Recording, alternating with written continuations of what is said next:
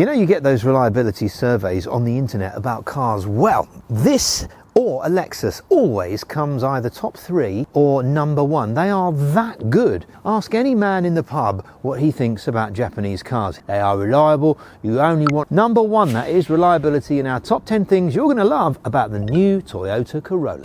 Here it is then. This is generation 12 of the Corolla. You could say everything that's good about a Toyota Prius without the embarrassment of having to look at it. The Corolla is designed with a sense of style. Yes, it looks a bit like an Astra and a bit like a Kia Ceed as well, but we think the Corolla looks better than both. Looks then, being number 2 of the things you're gonna love. And coming up, we're gonna take this on the road and see if this 83 gram per kilometre hybrid can actually get a mark for driving. Obviously it's a hatchback, so let's have a look in the boot. Now, interestingly, there are 2 hybrid engines. One is a 1.8, the other one's 2 litre, and depending on the engine will depend on the size because of the battery. We'll come on to all that. This is not a very big area. In fact, you'll get less in here than you would in an Astra or a Golf. And there's nothing really in here other than, that's it, 60-40 split.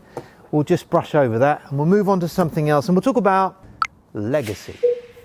This Corolla is one of 44 million Corollas on the road, which is amazing. Here is where it started in 1966, and they had a slogan which went something along the lines of the Toyota Corolla, the most wanted car by the market. Little did they know that it would later be. Isn't that clever? The power of a slogan. Say goodbye to buying.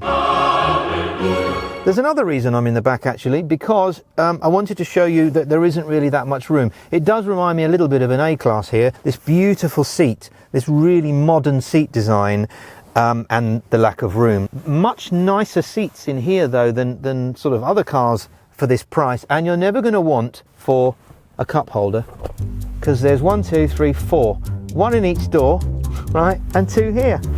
No USBs though. But it's not that sort of car. It's for you to potter around in a leisurely fashion. Tell you another thing I like. Listen to this. That is a good door shut. We should.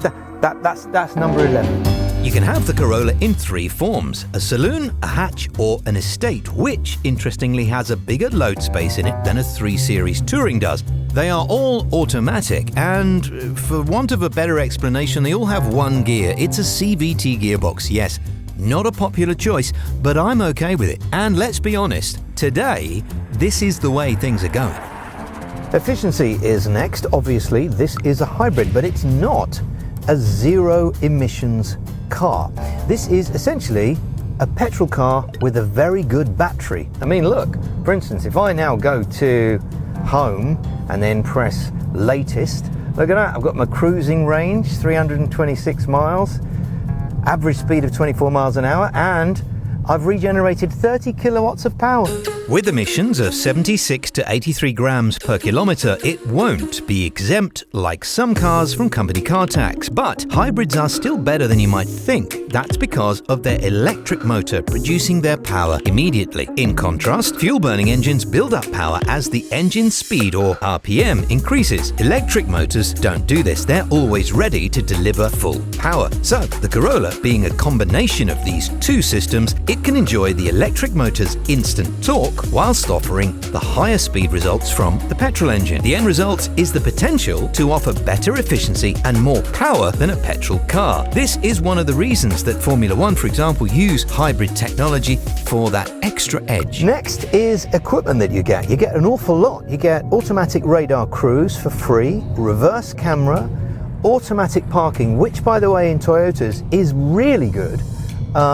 Heated seats, navigation, road sign assist, automatic don't run over a pedestrian stopping thing.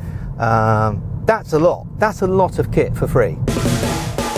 The new Corolla will be the first Toyota model in Europe to offer customers the choice of 2 hybrid powertrains, a 122 horsepower version, the 1.8, and a 2-litre petrol 180 horsepower. They are manufactured at the Toyota Deeside engine plant in North Wales and a factory in Derby that employs 3,600 people. Investment in the UK then could be number 6. Build quality is number 7. Everything in here is very nice. You know when you get in like one of the old 4 Series, this area here, everything else is fine, but this area here is quite plasticky. There's nothing plasticky in here. I like the fact that the steering wheel and all the buttons are very matte. Everything is, they're good at doing folds, Toyota, right? This is pretty much better than anything else of this kind of money. And if you don't believe me, next time you go to London, you get an Uber, which is normally going to be a Toyota Prius or something. Press the panels, get in, go, all right, mate, how many miles you done? That's what I do. How many miles you done? It is a very good quality piece of engineering, this. So, like that. You've got this nice new TFT screen here, which is obviously free. And then this is the elephant in the room, which is Apple CarPlay. Now, this car doesn't have it. The CHR apparently does, as does the RAV4. But there is a huge waiting list for these, and that's because hybrids and Toyotas in particular are extremely in demand. So by the time you get yours, Apple CarPlay will be integrated. Number 8, price and value. You can pick one of these up for about $600 down and $200 and something a month, which is about the same money as an Astra or a GTE Golf. Number 9, uniqueness. Obviously this isn't German. The thing with German cars is, particularly in BMW's case, there's so many now that you feel like you're in a race. You have to keep getting the next one up. Oh no, I need a 6 Series now. Now I need an 8 Series, okay? I call this an opt-out. This is where you would get a car, not for fashion, but because it's extremely good looking and it suits you perfectly well. Nothing to prove. Finally, number 10, and it is a surprising one. The driving. The highlights include the steering. It's got a very high quality feel. The cornering is very good. No movement in the body at all. The suspension feels alert and taut without in any way being uncomfortable. Albeit not by much, there is less noise from the car and tyres than in both the Astra and the Golf. And whilst they might be more exciting to drive, this has a better driving position and seats than both. Is it as good as a Prius? No, not for me, but as a hatchback, and it is a bit cheaper, this is about as good a hybrid as you can get.